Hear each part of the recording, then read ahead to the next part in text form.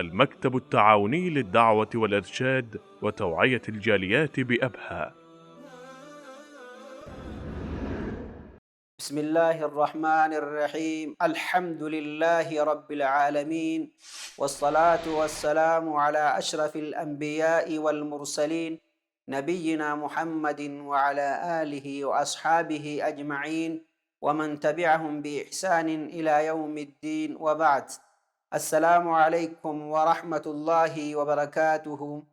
كبجمو جالتمو أبوليوكية الرانتنا أكما برمي برنوتا خين دين إسلاما إسامة دري الرجاء تكاهو كجيلو جرم الرهي دبنيجا. رجاء تكاهو كجيلون عبادة الرهي وصوت عبادة الرهي إسا توكو جيشان غبريتش توكو وان توكو فولدرتي خجيلو دا يجيشان وان ufaa tokko fuulduratti kajeeluudha jechaadha. Ni argadhaa jedhee kajeeluudha jecha.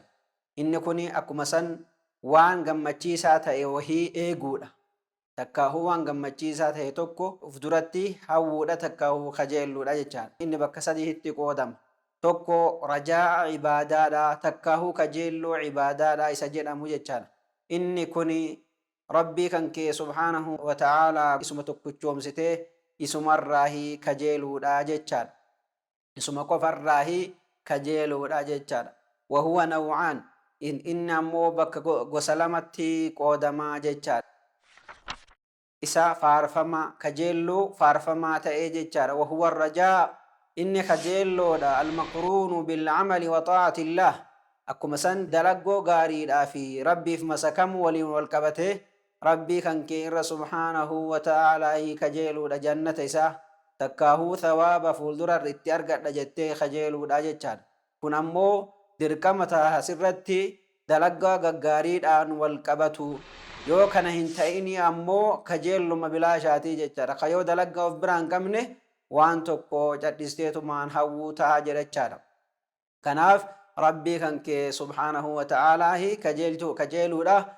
Erga ibaadaa isaa irratti dalaggoo kan kee jalqabdee dalaggoo kan keetti cima irratti ammoo rabbii kan kee subhaanahu wa ta'aalaa irraahi kajeeluudha jecha.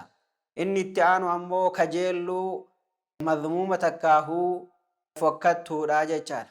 Ka akka gabrichi calliseetuma taa'eetuma ka dalaggaa wahii biraa waa hin qabne akkanumatti taa'ee kajeelu rabbii subhaanahu wa ta'aalaa guddaa irraahi kajeeluu jecha. Waan tokko calliseetumaan taa'ee kajeeluu jecha. Fakkeenyi akka nama qotee bulaa tokkooti. Lafallee hin qonne waa facaafateellee hin qabu. Ufi ammoo fuulduratti callaa takkaahuu ammoo oomisha gaarii hawwaa jechaadha. Kanaaf sababa takkaahuu kanaan duratti dursee waa hundaa dura dursee waan kanaaf argamsiisuu qaba dalaggaadhaan. Nama waa dalagee lafaa qabutu waan bu'aa sanii kajeela. Ati bu'aa waan tokko argachuudhaaf cimtee takkaahuu waan san dursu waan bu'aa san si argachiisu jalqabuu qabda jecha. Inni itti aanu ammoo kajeelloo shirkiidha jechuudha. Kajeelloon shirkiidha. Rabbii guddaan ala waan tokko kajeeluudha. Fakkeenyaaf kajeelloma ibaadaa kana dabarsitee ati gabricha tokko irraahi kajeelchuudha. Jannata na galchi takkaahuu waan akkana naa kenni waan inni hin dandeenyeen isa kajeeluudha jechaadha. Waan rabbiin ala subhaanahu wa ta'aalaa ta'e kuni kajeelloo shirkiidha jedhamaa jechaadha. Waan inni ufii isaatii hin qabne waan kajeelteefi jecha. Kun ammoo rajaa xabiicii isa jedhamu jechaadha. Ka barame ka namni hundumtuu kajeeluu danda'u. Fakkeenyaaf akka ati nama tokkoon jecha kan keeti waan inni dandahuun waan dandeettii gabrichi itti qabuun irraahi kajeeluudha. Fakkeenyaaf arjuuka an tahdura. Maal jechuudha kuni sirraahi kajeela. Dhufaatii kan kee sirraa kajeela. Kanaafuu inni bakka tokko si bira dhufuu irraahi dandahaadha jecha. Takkaahuu waan akkana osoo naa goote sirraahi kajeela. Waan inni qabu irraahi waan dandeettii itti qabu irraahi.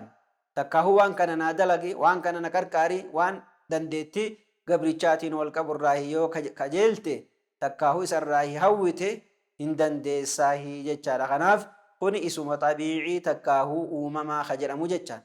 Kanaafuu kun rakkinna wahiituu hin qabu.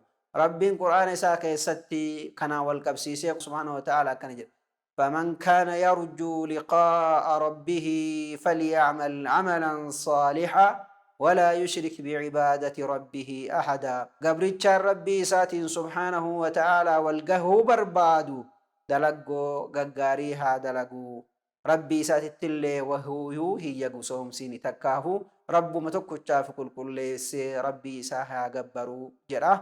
وآخر دعوانا أن الحمد لله رب العالمين، وصلى الله وسلم على نبينا محمد وعلى آله وصحبه أجمعين. والسلام عليكم ورحمة الله وبركاته.